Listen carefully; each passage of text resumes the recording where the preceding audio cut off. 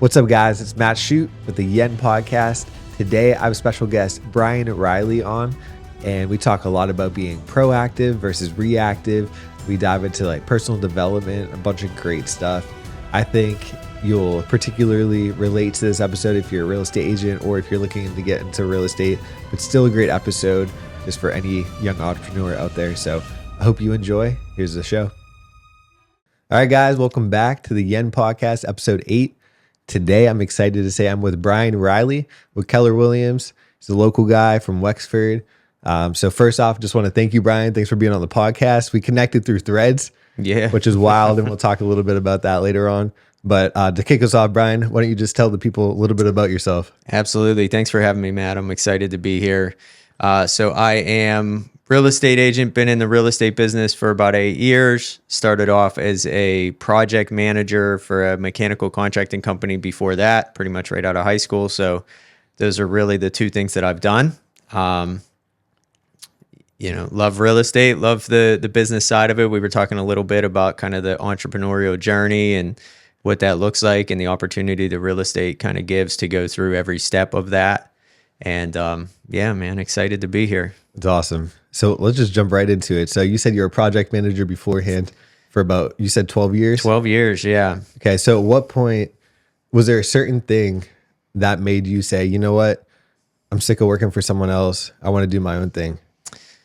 So yeah, on day one, out of the 12 years, so I didn't start as a project manager. So I started right out of high school, sweeping a shop floor in a dirty, steel fabrication shop on my first day, and did that.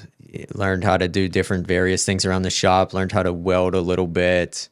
Went through a union apprenticeship with the Sheet Metal Workers Union. Kind of rose through the ranks a little bit, I guess you could say. Ended up in an office, doing some estimating and project managing, and kind of all along that like 12-year journey. Starting out, I didn't love sweeping a floor in a dirty steel shop, as you can imagine. And it was like, if I learn how to do this, or if I, put my time in, I'll move up to this step and I'll do this apprenticeship, and then I'll come out of the apprenticeship and I'll be a journeyman, and that'll be better. And it was like the money always got a little bit better, a little bit, not a lot. But it was never really something that like I loved doing, no matter how much, no matter how many kind of opportunities I got and how great I thought it was going to be. And, grateful obviously for all those opportunities and that experience and everything, but it still was never like what I wanted to do. Yeah, that makes sense. So you had humble beginnings, sweeping floors. Beginnings. How do you feel like that has shaped your, like, just your character and journey overall? Do you regret that at all? Or are you happy that you had like the humble beginning of just like sweeping the floors? Oh, I'm happy that I did it. I mean, if I would have, a lot of people say, I wish I would have got into real estate sooner. I wish I would have done this sooner. I really don't think so. Maybe a year or two or something like that. Yeah. But if I would have started 12 years earlier, even just thinking about like the market and all of that, I don't know what that would have looked like.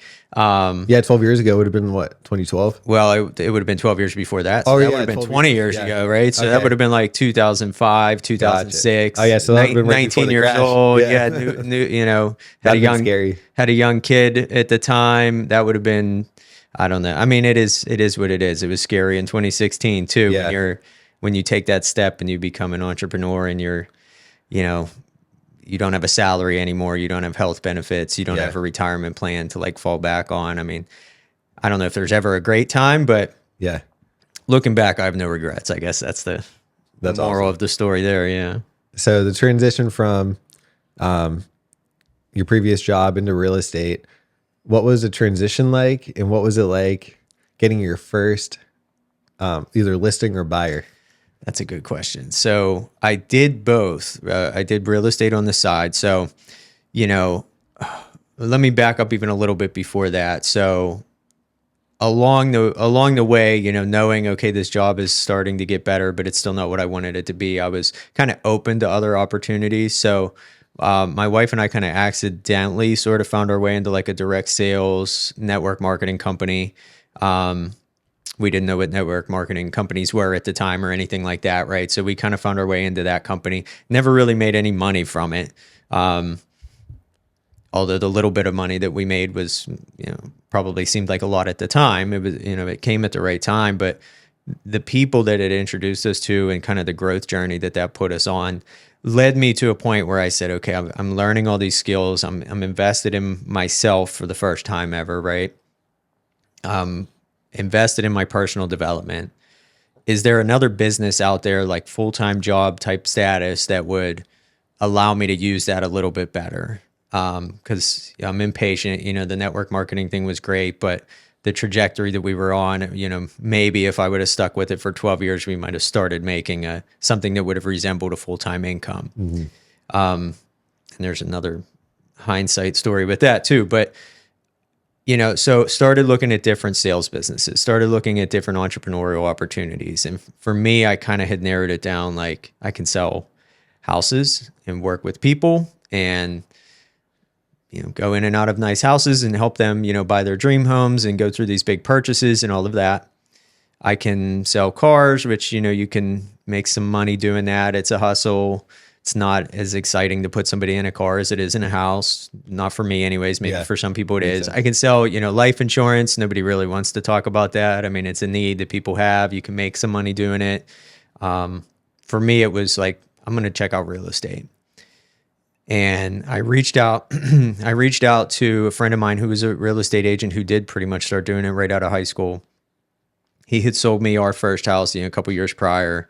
And I said, from zero, from where I'm at right now, no real estate license, no experience, anything, and not really knowing how it starts, to get to the point of like full-time income, how long would that take? I didn't tell him how much like my full-time income was. He didn't really know. He said, well, there's people who get into real estate and they make $100,000 their first year, but that's not normal. Those people are hustling. Those men and women they're on the phones 2 hours a day, just calling people and they're hustling. And I heard that and I'm like, well, 2 hours a day is a lot less than what I'm hustling right now. Right. So, cause I'm doing network marketing on top of my full-time job. Mm-hmm. So like I'm working 14-hour days basically, and grateful for it at the time. Right. So I was like, if there's something I can do in 2 hours a day and make $100,000 a year, which is way more than what I was making at the time. I was like, that's a no brainer for me. So that was what made me, look into, okay, you have to get licensed, you have to take these classes and all of that. I didn't have any money to even pay for the class. It was like $400, $500. Mm-hmm. I didn't have any money for that. So I signed up on the Uber app in 2015 or whenever this was, early 2016, right? So jumped on the Uber app and didn't really even know how to use it, but turned it on and it started blowing up with people that wanted me to come pick them up. So I did that like in the evenings and on the weekends for a little while just to save up enough money to take purchase the real estate classes, I guess. Mm-hmm. Did that like on my lunch breaks at work. I'd spend an hour a day just on the computer going through that process. Within 4 or 5 months, took the exam, got the license. So I got licensed in December around this time of 2016. It was around this time, right? So there wasn't many like opportunities kind of going on, but at day one, I had a list of random people that I just started cold calling to see if anybody wanted to sell their house. A couple of them, did. Managed to schedule some appointments to go meet with some people. Didn't know what to do on the appointments, just scheduled them and said, I hope somebody will help me figure this out. I don't think any of those actually turned into anything. I think some of those people still live in their houses, so I don't know what was going on there. But fast forward like a month, sold 2 houses in one weekend. And that was, like a $7,000 paycheck. I didn't get it. I had to wait 3 months to actually get it. That's the way real estate works, but made $7,000 in one weekend and I was making, $3,000 a month from my full-time job. Nice. Right. So that was eye-opening. That's how I knew like, okay, this is working. Yeah. I'm doing something right, or at least I'm adjacent to something that's going right. Yeah, exactly. I'm going to stick with this opportunity. So did it for, 15 months and got to the point where, I had a month where I was going to make almost as much as what I was making in a year at the other job. Awesome. And had a good couple months at the other job, had gotten like a bonus and which in comparison to what I was making in real estate was very small, but it was like, okay, this is the as good as it's going to get this year, right?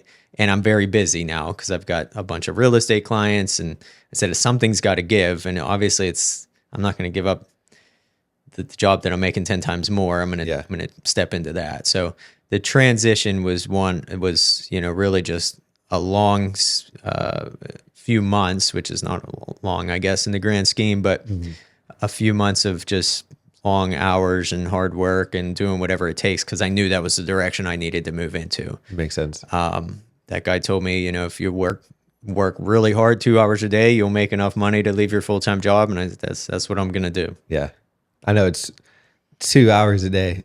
It's really so minimal when you think about it. Like, especially when you're working for someone else and you're working 9 to 5. I mean, it's a lot more than 2 hours a day. And then as soon as you get that taste of that commission check, that first commission check, or you land your first big client, I feel like it's all over. It's like you're never going back to working for someone else ever. Right. How do you make, $7,000 in a weekend and then say, I'm going to put this aside so that I can go back to making $3,000 a month. Exactly. It's the security, and that's what it is. I mean, people give up large sums of money. And as entrepreneurs, we forget. I'm like, I need help. I need to delegate. What am I going to do? And I'm at that stage now, right, where I'm hiring other people to help me. And I forget, like, there's people that just want that security that will like work for $10 an hour. And in my mind, I'm like, I mean, I was one of those people. It wasn't that long ago, but it's like, man, it's crazy. And I mean, a lot of people too, this is another aspect to it that people don't understand that haven't been in entrepreneurship or even sales or whatever it may be. You really, I'm sure you'll agree with this, you never turn your mind off. Like, your mind's always going, especially in real estate. I feel like you probably get a lot of people calling that want to see houses in the evenings because they're working during the day or whatever. But it's like, it's hard to ever come to a point where you can just like completely shut it off for the rest of the day.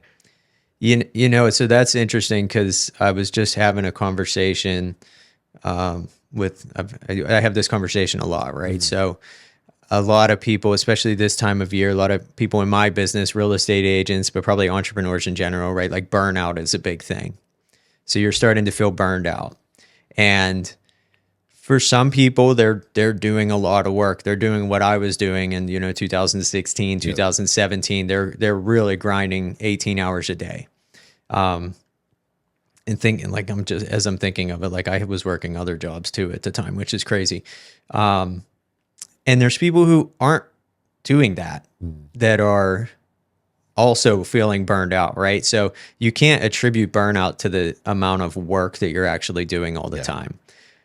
It is the way that you're thinking about the work that you're doing, right? Some people spend a lot of time thinking about the work that they're doing. Your brain doesn't know the difference between doing work, and thinking about work. Your body might feel the difference depending on what kind of work you're doing. And real estate's not that physically difficult, right? It's not taking a physical toll on your body, but it is mental. And you have to find a way to be able to shut that off. Otherwise, your brain is going to run 24/7. You are going to get burned out because your brain doesn't know the difference between actual work and just laying in bed at night thinking about work. Exactly. And that's where, and as you get busier, you have more of a risk of things slipping through the cracks. So you're more likely to wake up in the middle of the night thinking about that document that was supposed to get signed. And, oh my God, did I forget it? So as you get busier, you're more likely to have those thoughts that are going to lead to that burnout. But you can have those thoughts and you can get burned out without necessarily being busy or making any money or having any success either. So that's, you have to prioritize your time, your thoughts, and I was come up with systems that will allow you to turn it off, right? You guys probably have a system with all this equipment and everything in here to make sure everything's off or put away or whatever it is that you're doing. If you just got up and walked out of here and left, and then later tonight you'd wake up and go, oh my God, did we turn the lights off? We're going to burn it. Did we burn it? We're going to burn the building down, right? You got to have a system for that. And then you leave and you're like, I know it's done because I followed the system. And when I come in tomorrow, I know right where to start. It's the in between when you're not working, but your mind is thinking about work that tends to burn people out. Yeah, that's 100% facts right there. That's definitely gonna be a clip. That was good. There's so much from what you've been talking about the past like 10 minutes that I want to dive into. I'm going to go a little bit back further in your story. So you skipped college. Yeah. And there was something that you said, I believe it was when you were doing the direct sales job. You said you invested in personal growth or personal development. Yeah. So why don't you dive into that a little bit about your decision to skip college and then also what you did to invest in your personal development? Yeah. So the two decisions weren't really related, right? So, coming out of high school, when we talk about the humble beginnings, it didn't start when I came out of high school. I don't want to, we don't have to go into like childhood stories and all that. Yeah. I know like on every podcast, everybody's like, when I was 17, They're like, where were you born and what was your home life like? What was your home life like? Yeah. When I was 17, I didn't have any money. I was broke. I was living in my car. I'm like, if you were 17 and you owned a car, you weren't broke. Yeah, exactly. I know, literally. I was showering at Planet Fitness. That's a great point. I was showering at Planet Fitness. I'm like, if you had a gym membership, you're not broke, man.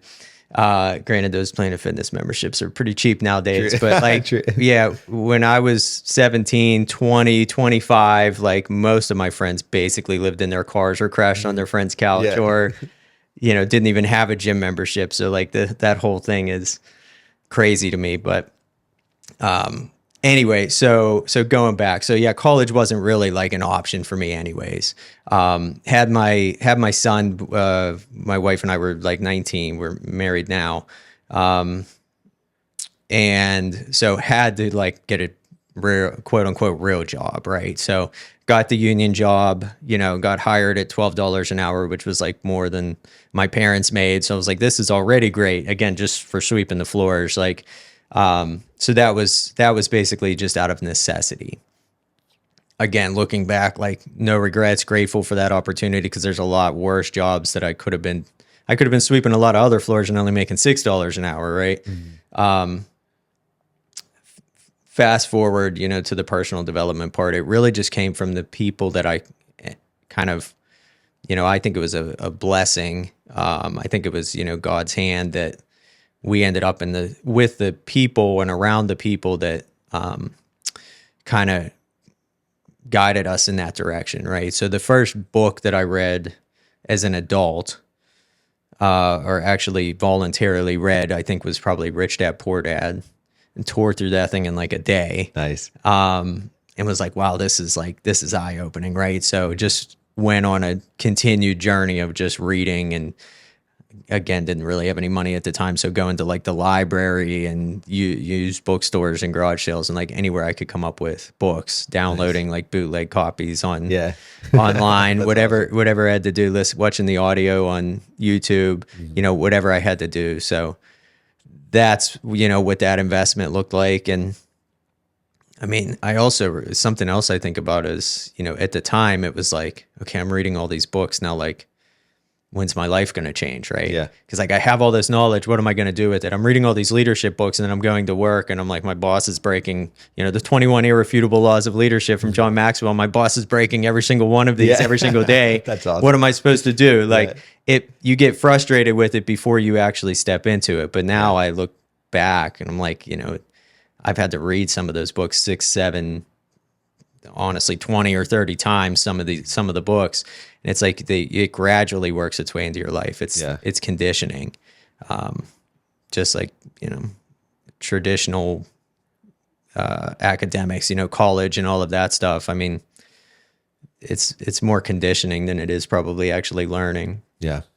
Do you have a top 3 book recommendations for someone listening on the spot? So I've got 6, so I'll break it down like this. So if somebody doesn't read a lot, start with shorter books, obviously smaller books. So The Compound Effect by Darren Hardy is a great one. If you're in any type of sales, any type of business that involves negotiation, but even if you're not, Never Split the Difference is a great one by Chris Voss. It's not necessarily short, but there's a lot of stories in there, so it's easy to get through. What's the third one I typically recommend for somebody who doesn't do a lot of reading? The One Thing by Gary Keller is good. That's maybe a little bit longer of a book, but it's probably one of the most rich in terms of like actual insights when you get into like prioritization and time management and just life management and stuff like that.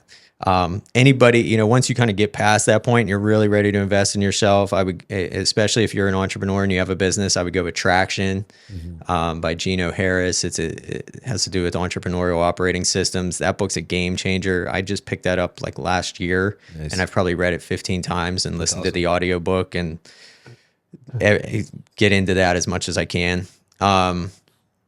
7 Habits of Highly Effective People by Stephen Covey is another game changer that you have to read, listen to the audiobook, go back and reference. I've probably read that book 10 times.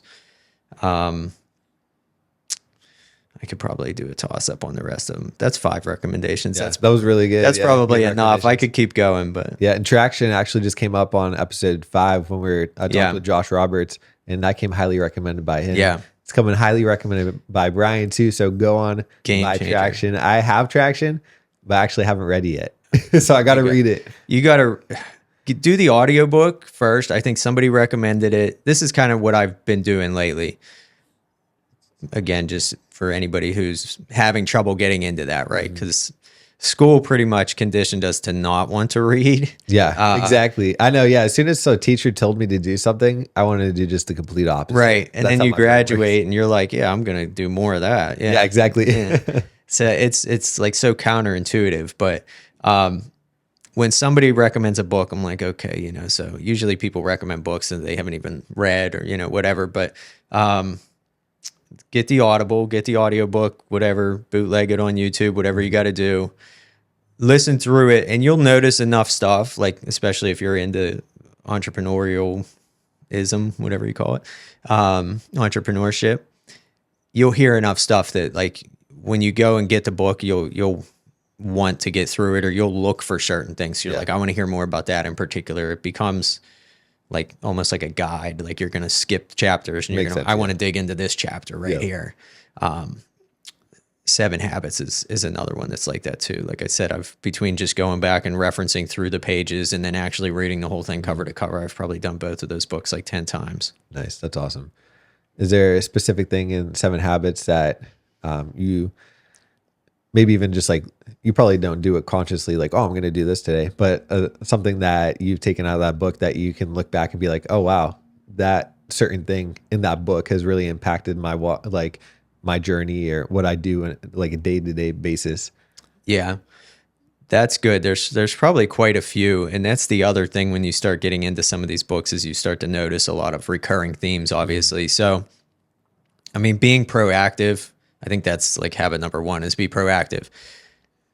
That's such an important thing. A lot of people are reactive. Yeah. Especially in my business. Cause like you said, the phone rings, somebody wants to go out and see a house, it's not about like not being responsive or not serving people and actually matching their needs, but it's the difference. Like if you're waiting for them to call you, you're going to have to answer the phone whenever it is that they call. Exactly. But if you're calling them, if you have time blocked earlier in the day to go through and look at your client list and look at their needs and look at the homes that are on the market, and you send it to them and say, hey, can you do this one tonight at 5 or tomorrow at 5? You give them 2 options and they get back to you and say, let's do tonight rather than tomorrow. And now you can, plan your dinner, not sit down at the table and then they call and say, can you do it now? Exactly. And that's where, that gives you the ability to turn it on and off. And that's where that helps, feed the like anti-burnout, I guess you could say. Yeah. So I'm going to jump back to something you were referencing to systems. Yeah. So where you're at in your business now, it sounds like you've been doing well, like in real estate now, like you said, looking to delegate, creating systems. Can you dive into that for someone? Maybe I feel like real estate's popular, so we might have someone watching that's a young real estate agent or someone that was thinking about getting into it. So if you could just give us like some insight on what that looks like. Yeah. Like we were saying, real estate is great because it, you come in as a single person like I did, and you're now all of a sudden you're doing marketing, you're doing sales, you're doing finances, you're doing operations, you're doing all of these things. And like I joked before, you're screwing up all of these things and you're learning from these mistakes, right? So it's such a crash course in business that you don't really get, when you're jumping into a, franchise maybe, or especially obviously when you have a W-2 job, a salary job, you're working in somebody else's business. So real estate's a little bit unique in that way. Really for me, it was building up a business that required me to have systems and required me to have a team. Mm-hmm. So a lot of like real estate agents, they've got 20 clients and they're maxed out because it's exactly what we talked about. It's the phone calls coming in at night. Yep. And they get to that level and they're thinking like, how could I possibly do more of this? I'm here. I've hit my ceiling. I can't imagine doing any more work. Here's another good concept. The book's a little bit of a tough read, but 10X is easier than 2X by Dan Sullivan, I think. The concept is pretty self-explanatory, I think, from the title. But basically, to 2X your business, it's how can I double the input to get double the output, typically, right? If you're going to 10X your business, you're not going to 10X your input, because it's probably seems impossible, right? And 2Xing your input is not impossible, but it's probably unlikely to happen. You're probably overly optimistic, right? So when you're 10Xing your business, now you have to start looking at what can I take away? So it's subtraction rather than addition. And doing that subtraction allows you to get into, multiplication. And that's where the concept of it's easier to 10X your business than to 2X your business. So it's the same thing with real estate. When you're doing 100 sales a year, which is a level of business that we've been at, 100 closings, right? Most agents don't put any thought into when they're going to do their closings. Mm-hmm. It's just whenever, they go out 45 days from the day they're writing the contract. They're sitting there writing the contract on a Saturday night for their client that they showed the house to earlier in the day. They don't have their calendar in front of them or anything, or a lot of agents like to close on Fridays. I don't know why. It's like the worst day of the week to close, right? So I'm like, from now on, we're always doing our closings on Thursdays. Every other, part of the business, part of the system is built up towards that Thursday closing, right? So we know, we need to get all the settlement statements and all the closing documents or whatever needs to be done on like Tuesday, right? So it allowed us to kind of just help better time manage, right? And kind of systemize. We don't, like our sellers, it doesn't really make sense. We represent sellers and buyers. We help people sell their homes and buy homes. For sellers, they don't really need to even go to the closing. So why are we wasting time driving out to North Huntington for a closing so that we can sit there with our client while they sign one paper and, sit there and accidentally disclose a whole bunch of stuff that they should probably keep their mouth shut about, or they should have disclosed earlier on, right? They're like, yeah, by the way, the water pressure sucks. And they're like, oh. Yeah. I'm like, stop it. Yeah, you're like, please stop talking. Please stop talking, yeah. So it just, obviously we encourage our clients to disclose as much as possible before they get to that point anyway. So, that, it's not that we're trying to hide things, but it's just a lot better if that whole entire experience doesn't even necessarily need to happen. A buyer's mortgage company needs to delay a closing by 2 hours, and now the seller called off work or took a half day, and now they have to take a whole day, and now their boss is mad at them. It's like, you could have signed that paper last week at any notary in the country or in the world. We've done that before. And, just mailed it back and then get a deposit, wired to your checking account at the end of the day, at the end of business on the day of closing, right? So we've systemized, okay, if we don't have our sellers actually attend closing, that took the number of closings that we have to attend from 100 down to 50. And if we always do closings on Thursdays, then I just know that Thursday is going to be shot. And if it's only 50 and that's one a week, we only have one closing every Thursday, let's just do them on afternoons. That way I know at least I have a Thursday morning that I can focus on, the most important part of our business, which is lead generation. Mm-hmm. So when you're doing 20 sales, you're not concerned about those kind of things, time management and all of that, because you think you have all the time in the world. When you're doing 100 sales a year, you realize I don't have all the time in the world. What can I possibly do? What can I take away? What can I kind of regulate? that's going to allow me to, still be able to focus on the things I need to focus on. Yeah. So that's, systems come as a necessity a lot of the time, but, it is possible to learn from people who have done it before you and just start at that level too. Yeah. It doesn't matter if it's the first house you've sold or if you're doing some other business besides real estate. You could be brand new and you can just say, oh, Thursdays is the day we do our closings. Tuesdays is the day we do our photography for our new listings. Wednesday is the day we do our, home inspections. Maybe, you're dealing with more schedules there, but like, you're not going to get nearly as much pushback as you think. People are coming to you because you have some level of expertise. Even when you're new, you passed a test, you have a real estate license, or, you started a podcast, you have all this equipment. I didn't ask you for any credentials when you invited me to come to the podcast. I'm like, it looks like a good setup to me. And entrepreneurship, I love it. I'm down. Let's go. Right. Yeah. I didn't push back on anything. Right. Exactly. So a lot of people, when they're starting a business, they're like scared, like, oh, I can't, I have to let the client kind of be in the driver's seat.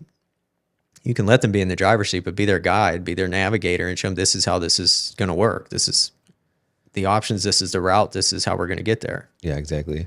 I feel like what you just said is so important because, like I told you before, I was in real estate for a little while. So I know a lot of agents, and I feel like, tying it back to the book, being proactive instead of reactive, I feel like real estate, the mindset for so many agents is just reactive. And the mindset going into it is, like you said, whatever the client kind of wants and then letting them steer.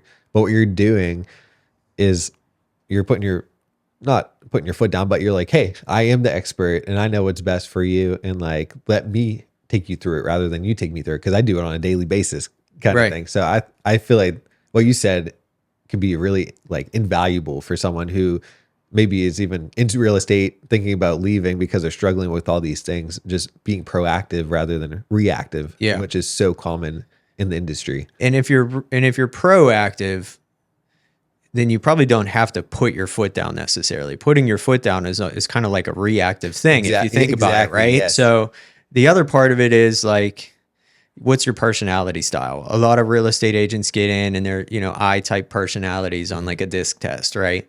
Or, maybe they're even an S-type personality. They just want to serve. They just want to help. Yeah, that's a great point. And they don't have that dominant, D-type personality. They're not a driver. So the idea of putting their foot down is, like scary to them. Yeah. Uncomfortable, and rather than trying to like do all the, trainings in the world to try to turn yourself into a different personality that just you doesn't align with who you are, just be proactive. Yeah, exactly. Like, just tell them up front, I'm here to serve you. This is how I'm going to do that by giving you this roadmap. Right. A friend of mine, he's an agent out of San Diego, does a lot more business than me, does some coaching. And I don't know that he invented this either, but he says too many real estate agents are focused on trying to be the hero of the story, the main character, right? And that could work, but who attracts heroes or who do heroes attract? They attract victims. Yeah, right. So if all your clients in any business that you're in, if all your clients are victims, then that's because you're trying to portray yourself as a hero and they want you to save them, which almost never really works to their expectations. And it ends up being bad. Just like in all the superhero movies. Eventually the superhero becomes the bad guy. Yeah. I love that. Yeah. So don't be the superhero, be the guide. Be like the Yoda or the Mr. Miyagi, whatever it is. Yeah. You don't have to be the Karate Kid. You can be the guide, right? Mr. Miyagi would smack the Karate Kid around if he wasn't following the process. But he wasn't the main character. He wasn't the hero of the story. That's what we should be focused on, regardless of, personality style. I think that works. That's a great analogy. Who's your friend? You want to give him a shout out? Yeah, his name's Brian Danny. He's on the beer home team out of San Diego, real estate team out there. Well, Brian, if you came up with that analogy, that's awesome. Even if you didn't, great job for implementing and sharing it. And Brian, that's a good name. Brian and Brian. That's easy. Yeah. That's awesome. So you were talking about, you mentioned lead generation. So that's something that I know people are very interested in. So what are you doing today to generate most of your business? So if the people that are watching this podcast are really interested in lead generation, then we could do a whole nother episode and just Yeah, talk for about sure. lead Oh, generation, yeah, because it's my definitely. favorite topic. What I find is most people aren't as interested in it as they should be. Your leads are what drives your business, right? In my business, talking about real estate, but it equates to probably every other business to an extent. If I have a seller client, what do they want me to do? They want me to go out and find them a buyer. They want me to, buyer leads. Leads is a sales term, but it's find somebody that's could potentially be interested in buying my house. That's basically a lead. If you're working with a buyer, they want a house. Go find me a lead. Go find somebody that wants to sell their house, right? So this mindset of, it's my job to serve. I'm not focused on, getting more clients. I need to serve the clients I have. The clients that you have want you to go out and find other people that want to buy and sell their house. That's why brokers exist in the first place. We broker transactions because we're out there talking to people and then connecting. Hey, this person wants to buy, this person wants to sell. Technology has allowed us to kind of automate ourselves out of a big part of our job, or in some cases, automate us out of our job entirely. So that's why lead generation is so important in my mind. Without leads and without people buying, then you could have the best service, exactly, the best operations, the best financials. Yep. But if you don't have any clients, and if you don't have any leads, then you're not going to get any clients. Yeah, that's all theory. Right. Yeah. I mean, your friends and family, all of that, but guess what? Those are leads. You're just refusing to recognize them as that until they get to the point of being clients, right? So think of all the friends and family that you're not tapping into. Yeah. Especially in real estate, we tend to gauge those kind of things by, how many of our friends and family are using us when they go to sell. Well, how many of your friends and family are sitting in their house that they're miserable in and they're not selling because they don't know where to start and they don't know the process? Yeah. Between 6 and 20%, depending on which study you look at, between 6 and 20% of people are thinking about selling right now. Homeowners are thinking about selling right now. The number of sales is down the last couple of years, whether it's the interest rates or the inventory, which is a cyclical thing, because we're talking about getting people to actually put their house on the market, which is more inventory, or would be more inventory. It's a result of people in my business, real estate agents, waiting until their leads or potential clients are at the bottom of the funnel. They're waiting until that person goes onto a website and requests information and reaches out to them, rather than being proactive and reaching out to them earlier on and helping them through the process, or at least finding out if they're even interested in the process. So that's another, obviously case for lead generation. I think your actual question was more like, what am I doing for lead generation? Yeah, no, I mean, that was good though. Yeah, well, 6 to 20% of people are thinking about selling their home. So just go talk to people. Yeah, talk to people. Whether it's over the, you can pull a list of phone numbers for everybody in the neighborhood and just call around the neighborhood. You can go get a permit and knock on their doors. You can do Facebook ads. You can do, different things on Google and websites. And you can go to the mall, a food court, and just start asking people if they own a home. Yep. It's not probably the best way to do it, but hey, it's better than nothing. It's better than sitting there and waiting for somebody to come up to you in the food court and ask you if you're a real estate agent. Yeah, exactly. There's probably more people that own homes than there are real estate agents there, right? So what's the more likely scenario? So that's, for me, efficiency is one of my, and we talk about traction, so core values is important. Efficiency is one of my core values. I can pick up the phone and talk to, I can dial 100 people in an hour and talk to 10 of them, and statistically, 2 or 3 of them are thinking about it. Yeah, that makes sense. One of them might be, really thinking about it and ready to go right now, but the other 2, 1 or 2, whatever, it's a numbers game. 6 months from now, 12 months from now, 18 months from now, I'll still be here. Exactly. Let me walk them through the process between now and then. So do you do all the cold calling yourself still, or do you have a team that does it? So we all do it. But yeah, I'm in the trenches, so to speak, leading by example. That's not something I think I'll probably ever stop doing. Yeah. So are you a broker now, or do you have a team? I have a team. Okay. Not a broker. Don't necessarily desire to be a broker. Yeah.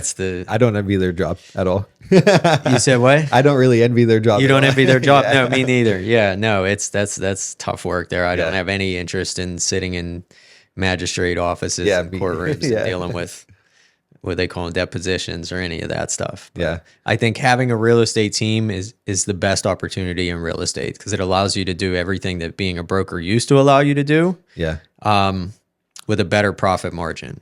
Makes sense. Brokerages nowadays don't typically have that good of profit margins. Yeah. That makes a lot of sense. So we got connected through Threads. Yes, sir. Why are you on Threads? Why am I on Threads? Or how did you get on it? Was it because Meta was just kept pounding on your Yeah, your probably. Yes. I mean, yeah, probably clicked something on Instagram or something Yeah, then you just ended that up kind there. of guided me through, signing up or something, I guess. When I first signed up for Threads, which was only a couple months ago, I remember I never followed anybody. I never did anything, just out of the box, downloaded the app and I was like, wow, this is all like entrepreneurs and small business people. Yep. I'm a Christian, I'm a believer. So there was a lot of like Bible stuff on there and it was really good. And then I posted a couple business things and entrepreneurship things because that's what I'm into. Real estate is like my vehicle, but that's, entrepreneurship is and leadership and growth is really what like my passion is. But I posted a couple things that were maybe a little too related to real estate. And then my feed turned into just all real estate agents complaining. Yeah. The people complaining about the housing market for a while. So I got off of there but I get back on.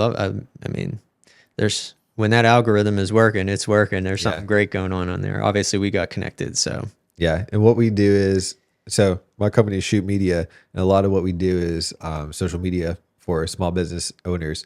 And I will say, so we go on TikTok, Facebook, Instagram, Snapchat, Spotlight, LinkedIn, everywhere. And I think Threads, their algorithm for local is like ridiculous. Like it's a really good, like I got a job from being on Threads like the first couple of days, like a pretty decent job. Me and Brad were doing an event in Pittsburgh for a suicide prevention event. And she just put it out there, hey, looking for videographers in Pittsburgh. We got connected and did the event.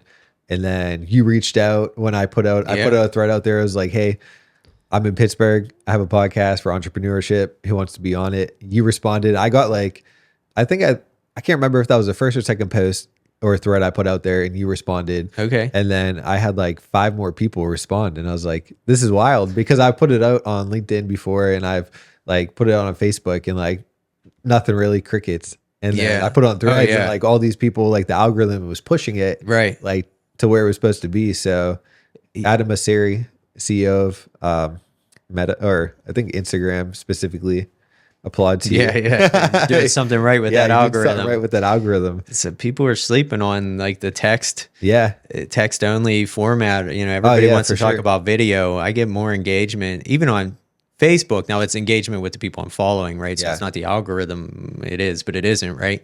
I get more engagement. Just put your thoughts just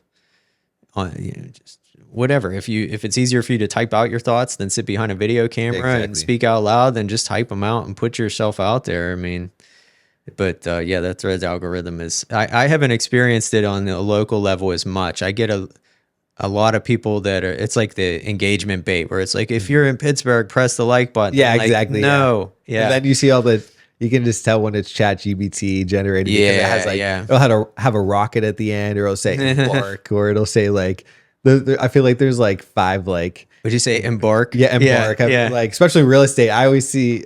I think majority of listing like descriptions are probably ChatGPT. I use ChatGPT every single day of my life, basically, since I learned about it. But I usually type up something, and then I'll say, "Hey, refine this, help make it better," and then I like work with it more than I feel like some people just like they just say, "Hey, do this for me," and then they just copy and paste without reading it. And I'm just like.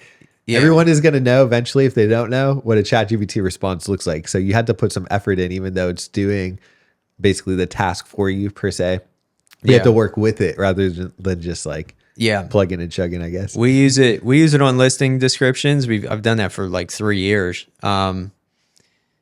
because nobody really necessarily reads them anyways. And then sometimes I go in there and tweak it, and I'm like, it took me longer to get rid of all these fluff words than what it would have just taken me to write the thing myself. But somebody was showing me something the other day on their website, a bio or a blurb of something, and I read it, and I'm like, they're like, what do you think? I'm like, this is ChatGPT, right? And they're like, yeah, how'd you know? I'm like, yeah. Has that word embark in there. Yeah. Exactly. You can tell. Never heard anybody use that word in real life before today. Yeah. Yeah, literally. Yeah, embark, delve, I feel like is one. There's a few. There's a handful. The rocket ship emoji. Yeah, especially on LinkedIn. Those business people are getting a hold of ChatGPT and they don't know how to use it yet. So God bless them. If you're using ChatGPT, just keep learning. Keep learning. Keep learning. Yeah, keep learning. So I feel like this will be one of the last things we kind of dive into since we're on the social media AI topic. How do you see AI impacting the real estate industry in the next 5 to 10 years? The next 5 to 10 years, that's a good question. I mean, it's like everything else. People get really excited about it. And I don't know if every industry is like this as much as real estate. I mean, to a degree, I know that it is, but I feel like real estate's kind of like the worst in terms of people wanting to automate themselves out of a job and wanting to do this technology that, what it really comes down to is having conversations with people, finding out if they have a problem that we as entrepreneurs, no matter what business you're in, you solve problems for people. Talk to people, find out if they even have a problem that's in line with the problem that you solve, right? That's your job. I see people using AI and trying to replace that end of the business, right? So that's the very front-facing end of the business that it should be you. It shouldn't be delegated. It should be authentic. And then there's all the stuff that happens behind the scenes. So I see all these real estate agents and other business people that are trying to automate their text messages to their database and their sphere of influence and whoever else that they're, people they should be talking to. They're automating that, but then they're behind the scenes, shuffling papers, so to speak. Everything's digital, but they're in there, managing their digital signatures. So, let's get the AI to, organize our documents. If I could say to my AI bot, here's a bunch of PDF documents that came in from all these different sources for this transaction. Can you label them all and put them in a good order and package it up and, archive it? And then come back, 6 months later and say, hey, pull up that file for 636, Spring Street or whatever. But instead, it's I'm stuck doing that work, and the ChatGPT is supposed to go out and text and email all my friends and family for me. I don't know why we look at it so backwards. It would be great to see, rather than everything trying to be so consumer, everybody wants to be like the next Facebook, I guess. They want to, or like Apple, right? They want ChatGPT on every phone. What if you just focused on let's make a really good, and there's companies that are doing this to a degree, but let's make a really good,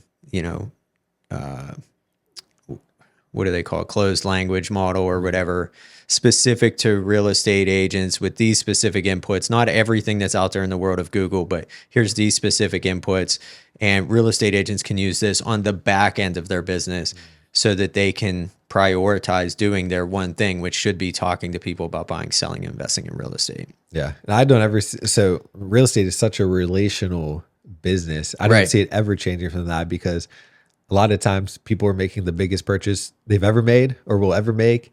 And I'm sure you deal with people that are going through divorce, or they're settling in a state where a parent passed, or it's a very emotional process for a lot of people. So to try to put AI or some type of automated system in front of them, at the forefront of the process, like you're saying, it's just not going to work long term. Right. And I mean, even if in the ChatGPT, conversations are terrible, right? But even as they continue to get better, assuming that they will, I mean, how bad is that we now have less experience talking with people? Mm-hmm. At some point, they're going to probably meet you or see you.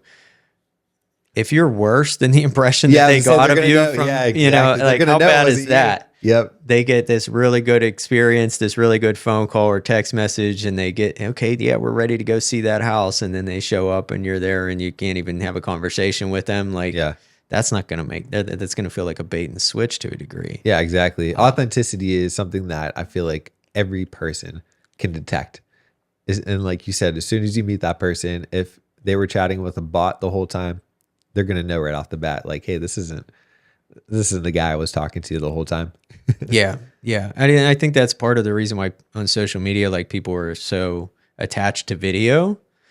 But at the same time, just because it's on video doesn't necessarily mean it's authentic. There's people that are one way on video and social media, and when you meet them in person, they're totally different, right? So yeah, because in video or social media, they're trying to be what they think everyone wants them to be, rather than just being themselves. Right. And not everyone's like that, but like you said, there are some people that do that for sure. Right. And that, I mean, yeah. So video is, you would think, like, probably more ideal for detecting those kind of things, right? So that's in theory why people are attracted to video. It's easier to take that Chat GPT and copy and paste it in text form into your Facebook post, but whatever vehicle you can use, like, again, for me, it's just pulling out my phone and typing out something in text into my notes app, or sometimes directly into Facebook or directly into Threads. And it's like it's like a journal entry, right? Yeah, exactly. It's authentic because I didn't even think about it, right? So just because that vehicle doesn't necessarily have to be authentic doesn't mean that it's not. And just because video is more likely to be authentic doesn't mean that it is, right? Yeah, so exactly. Just as an entrepreneur or a business person, relationships are the most important thing. Whatever vehicle you're comfortable with in terms of putting your authentic self out there, that's what you should be doing. Yeah. How important has social media been to your business? It's been important. One of my pet peeves is when I ask a real estate agent or somebody in business, like, where are you getting most of your business? What's your number one lead source? That kind of thing. And they say social media. It's like, well, social media is not really a lead source. Probably you're using it as a tool for communication, just like a telephone is a tool for communication. Yeah, exactly. It's just a different form of communication. So it's just a tool. That said, it can be a very efficient tool. You can reach a lot more people and keep in closer contact with a lot more people than you could just by calling them or even texting or emailing without the help of some sort of Chat GPT automation or something like that. Yeah, which is what makes it so stupid that people think they need to use Chat GPT on social media, because it's like, it's already so efficient. Exactly. The algorithm, can be annoying sometimes, but find a different platform. Find out, who's your target audience and what platforms are they actually on. Yeah. For me, it was like, wow, look at all these entrepreneurs on Threads. I can't find these people on Facebook if I wanted to. Yeah, for sure. Yeah. Big shout out to Threads, man. Shout out to Threads. Shout out. So I got 2 final questions for you. Okay. So I usually ask at the end of my podcast, what is something that someone could take out of this to implement today to get 1% better? So I'm going to ask that question. Okay. But also, since real estate is such a popular industry, I also want to ask you, so take these in 2 bite-sized pieces. What is one piece of advice you would give someone today that wants to get into real estate to take that first step? I mean, I think both of your questions kind of answer themselves, right? So looking for that 1% incremental change that you can do today is the one thing that you should be doing today that's going to jumpstart your business, right? Yours might be different than mine, right? For me, that's, waking up early this morning, and I waited until 7 a.m. I didn't want to go any earlier than that, but I started texting, people who have expressed interest in real estate and, telling them we have an opportunity on our team and are they open to a conversation. Again, solving people's problems. Some people's problem isn't that they want to buy or sell a house. It's that they have the same problem I had in 2016, and I had a job that I didn't like, and all this potential that was building up that I wasn't utilizing. So I'm, part of my focus is helping people like that, and giving them the opportunity to get into real estate. So I think the second question was, what would I tell anybody who does want to get into real estate? Or yeah, first step that someone could take that is like, hey, I definitely want to get into real estate. What now? So, I mean, I could give a plug here. I also don't know when you're actually going to post this, but so once a month we do a webinar for what a day in the life of a real estate agent is Okay, really cool. like. Yeah.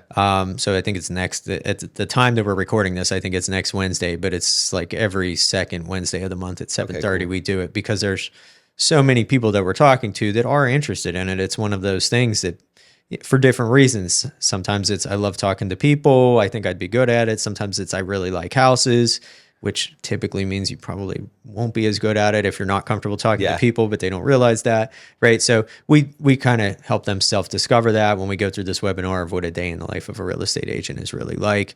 But that's for anything. I mean, find somebody who's doing it. There's so many resources out there. I mean, go on Threads and just say, I'm thinking about find Bryan, find me, find anybody. Just type into it. I'm thinking about getting into real estate, or I'm thinking about getting into mortgages, or I'm thinking about doing this. Anybody in Pittsburgh willing to help, or whatever. Let the algorithm do its thing on Threads. Yeah, and that's number one. That's great advice. So I guess that's about it to wrap it up, man. I think you did an awesome job. I really enjoyed talking to you. Super glad that we found each other through Threads. And before we end it, tell the people how they can find you, and especially too, how they can find you in general, just to follow you, follow what you're doing, how they can find you if they're looking to buy or sell, and how to find you if they're looking to get into real estate. Awesome. So you can find me on Threads or Instagram, Bryan.Reilly_. I'll spell my name out, I guess is the best way to do it. BRYANREILLY. As real estate agents, we have to market ourselves pretty heavily. So I get a lot of spam phone calls all day long because my name and phone number and email are on all over the internet, right? Yeah. So you could type me into Google and just put Bryan Reilly Real Estate Pittsburgh and you'll find me. But I think the handle on Instagram and Threads is Bryan.Reilly_. Awesome. Well, thank you so much, Bryan, for being here today, and wish you the best. Happy holidays. Yeah, man. And thank you guys for watching episode 8 of the Yen Podcast, and we will see you on the next one. Thanks, Matt. Thanks, everybody.